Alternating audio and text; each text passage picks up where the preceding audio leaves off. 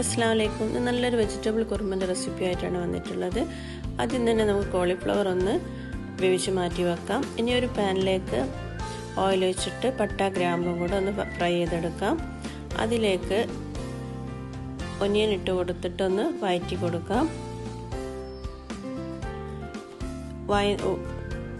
ഉള്ളി വഴന്ന് വരുമ്പോൾ നമുക്ക് വെജിറ്റബിൾസ് ചേർത്ത് കൊടുക്കാം.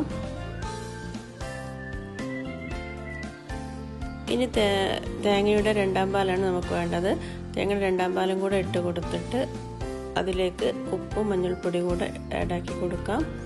പിന്നെ നമുക്ക് വേവിച്ച് വെച്ചിട്ടുള്ള കോളിഫ്ലവറും കൂടെ അതിലേക്ക് ആഡാക്കി കൊടുക്കാം.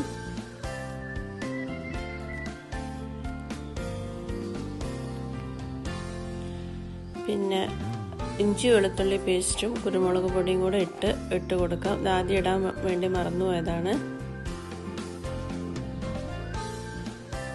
പിന്നെ അടച്ചു വെച്ചിട്ടൊന്ന് നമുക്ക് വേവിച്ചെടുക്കാം. അപ്പോഴേക്കും നമുക്ക് അരപ്പ് തയ്യാറാക്കാം. തേങ്ങയും അണ്ടിപ്പരിപ്പും കൂടെ അരച്ചെടുക്കാം. നല്ല ഫൈനായിട്ട് തന്നെ അരച്ചെടുക്കാം.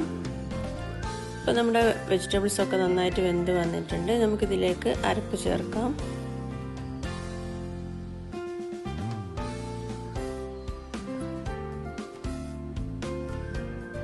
നല്ല ഒന്ന് തിളച്ച് വരുന്നത് വരെ വെയിറ്റ് ചെയ്യാം. തിളച്ച് വന്നിട്ടുണ്ട്. ഇനി ഇതിലേക്ക് തേങ്ങയുടെ ഒന്നാം പാലും കൂടെ ഇട്ട് കൊടുത്തിട്ട് അതിലേക്ക് നമുക്ക് കറിവേപ്പിലയും മല്ലിച്ചപ്പൊക്കെ ഇട്ട് കൊടുക്കാം. അപ്പോൾ അടിപൊളി കുറുമ തയ്യാറായിട്ടുണ്ട്.